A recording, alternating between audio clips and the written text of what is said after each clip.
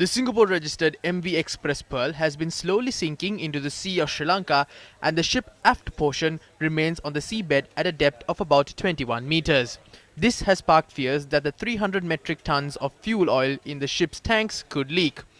Express feeders, operators of the container ship Express Pearl, said that representatives of ITOPF and Oil Spill Response are monitoring updates from the scene and remain on standby to be deployed in case of any reported spill.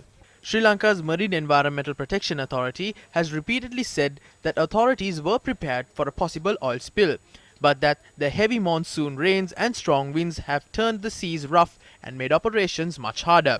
However, activists have called on the Sri Lankan government to seek separate international experts for this process.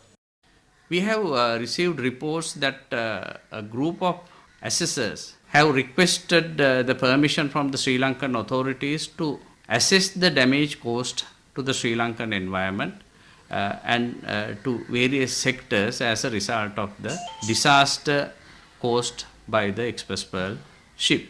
But this is not a new thing. This is a normal thing which is done by the PNI Club, which is commonly known as the Protection and Indemnity Insurance Club, because they normally, even in any accident, normally the claim will not be completely met by the insurer.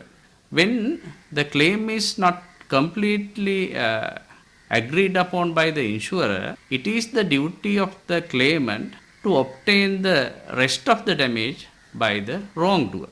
Therefore, at this instance, it is the duty of the Sri Lankan authorities to set up independent panels comprising of experts. That is why what we have actually sought from the Supreme Court in our court case also, to make direction to the Sri Lankan authorities to set up independent panels comprising of independent experts in each and every sphere.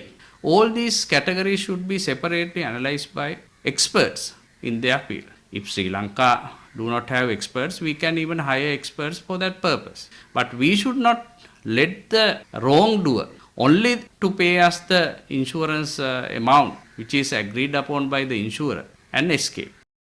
The Singapore-flagged cargo vessel was carrying a consignment of hazardous chemicals including 25 metric tons of nitric acid, ethanol, lead ingots, dust urea, frilled urea, high-density and low-density polyethylene, epoxy resin, sodium methoxide, caustic soda, aluminium processing byproducts, raw materials for cosmetics, food items and general cargo from Qatar and Gujarat to the Colombo port. With the sinking of the ship, the release of the chemicals is a serious risk to the ocean and the coastal ecosystem.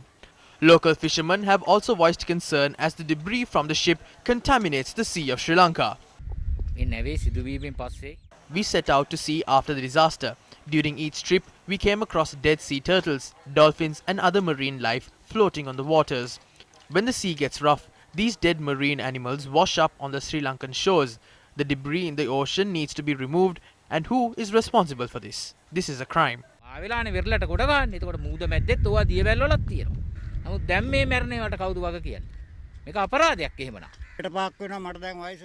I am 65 years of age and I have never seen so many dead sea turtles during my lifetime. I saw around 10 dead sea turtles a few days ago. The